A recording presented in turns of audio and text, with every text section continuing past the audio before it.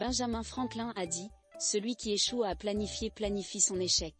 Autrement dit, ceux qui ne prennent pas le temps de planifier leurs actions sont plus susceptibles de rencontrer des difficultés et d'échouer. Pour pouvoir gagner en productivité et rester maître de son temps, il est important de bien planifier sa semaine. Un des grands pièges dans lesquels nous pouvons tomber lorsque nous sommes dans la gestion de nos journées, c'est que si nous ne choisissons pas quelles sont nos priorités, alors nous allons laisser les sollicitations externes prendre la main sur notre propre organisation, et la conséquence est évidente. Avoir la sensation d'avoir une journée très occupée à courir dans tous les sens, mais où nous n'avons pas pu avancer sur ce qui était vraiment important pour nous.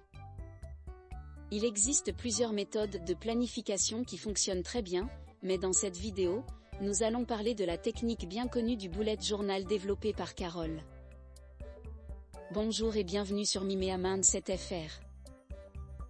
Le bullet journal, ou BUJO, est une méthode d'organisation personnelle mise au point par le designer new-yorkais Ryder Carroll.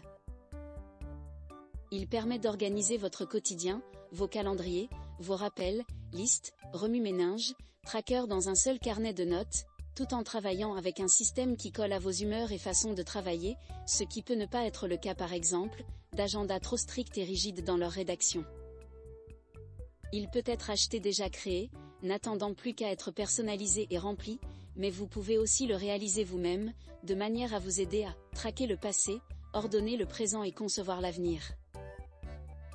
Les conseils de Ryder Carroll sur la productivité, issus de sa méthode du bullet journal, peuvent être intégrés à divers systèmes, que vous utilisiez le bullet journal, une liste de tâches simples, ou d'autres méthodes, offrant des principes universels pour simplifier et rendre plus productive la vie quotidienne.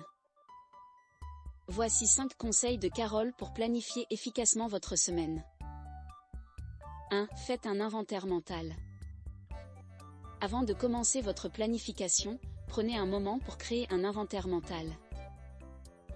Le moment idéal pour le faire est le vendredi ou à défaut le dimanche après-midi avant le début de votre semaine, ce qui vous permet d'être prêt à vous lancer le lundi. Pour faire un inventaire mental, notez tout ce que vous savez que vous voulez accomplir. Ne vous retenez pas, laissez tout sortir, que ce soit sur un morceau de papier ou dans une liste numérique.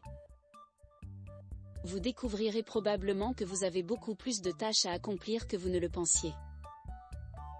En effet, nous souffrons souvent de fatigue décisionnelle, un phénomène qui se produit lorsque nous avons trop de choix pour passer notre temps, ce qui conduit à l'épuisement professionnel.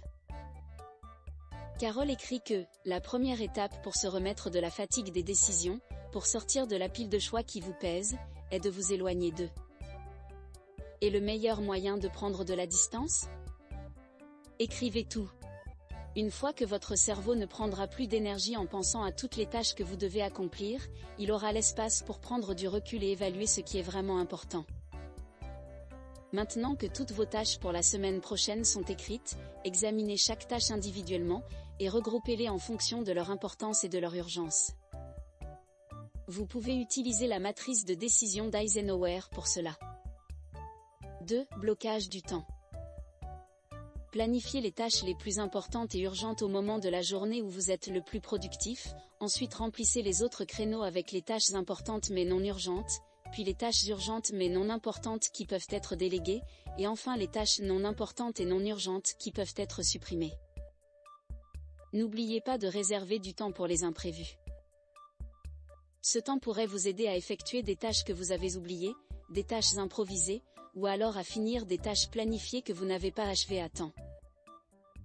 Si vous vous sentez particulièrement débordé par une tâche ou si vous n'êtes pas sûr du moment où vous aurez l'occasion de travailler dessus, un bon moyen de vous assurer de vous y retrouver est d'utiliser le blocage du temps. Le blocage du temps est une méthode par laquelle vous réservez un certain temps pour travailler sur une tâche. Ainsi, par exemple, au lieu de faire votre liste de tâches en disant « cuisine, sport, lecture », fixez votre liste de tâches comme ceci, 9h, 10h, cuisine, 11h30 à 12h, sport, 15h à 15h30, lecture.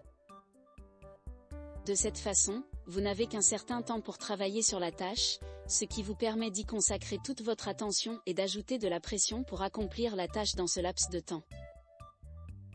Comme l'explique Carroll, la boîte temporelle ajoute 2 ingrédients de motivation clés à une tâche que vous avez repoussée, la structure et l'urgence.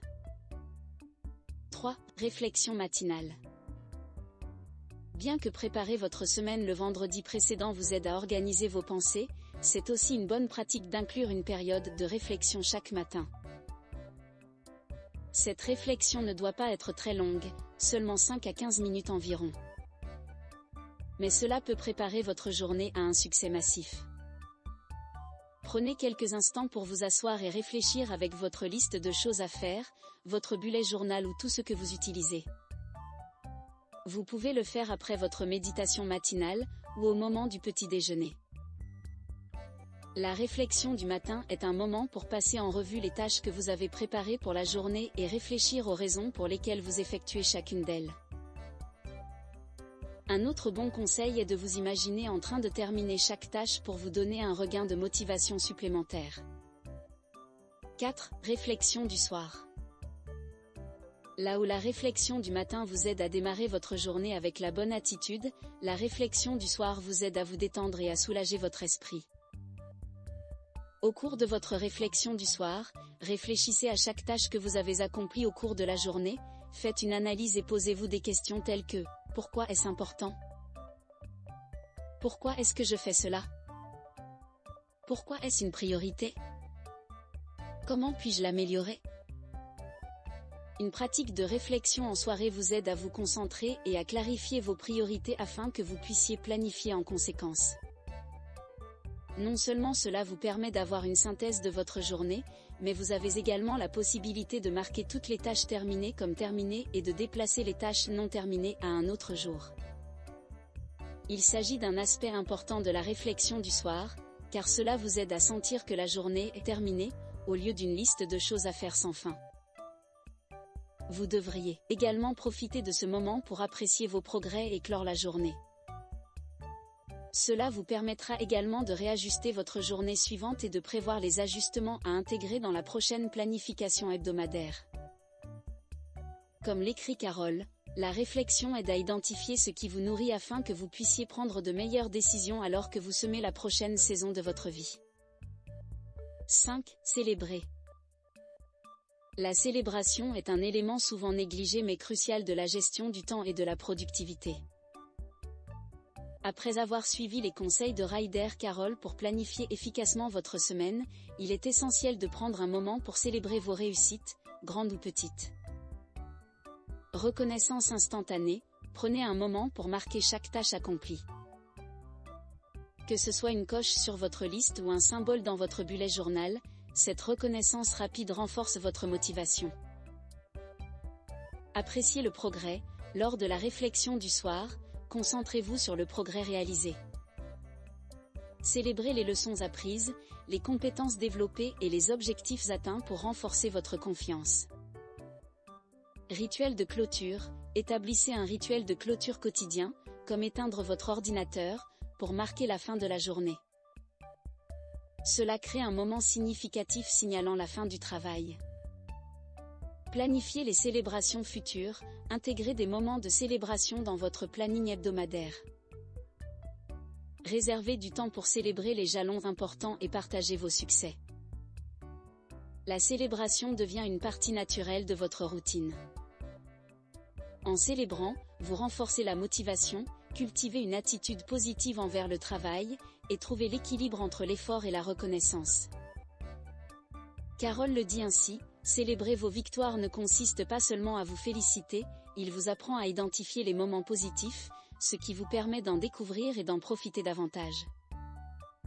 En conclusion, intégrer les principes de planification de Ryder Carroll dans votre quotidien offre bien plus que la simple gestion du temps. C'est une invitation à célébrer chaque victoire, à reconnaître les progrès et à cultiver une attitude positive envers le travail. En embrassant ces pratiques, la planification devient un acte de création, permettant non seulement d'accomplir davantage, mais aussi de savourer chaque étape du parcours. Alors, que chaque semaine soit ponctuée de petites victoires, car c'est dans la célébration que nous trouvons la motivation et l'appréciation des moments positifs, les transformant en levier pour un avenir plus épanouissant. Merci d'avoir regardé la vidéo jusqu'à la fin. Si vous avez aimé, n'hésitez pas à aimer, commenter, partager et à vous abonner à la chaîne. À bientôt.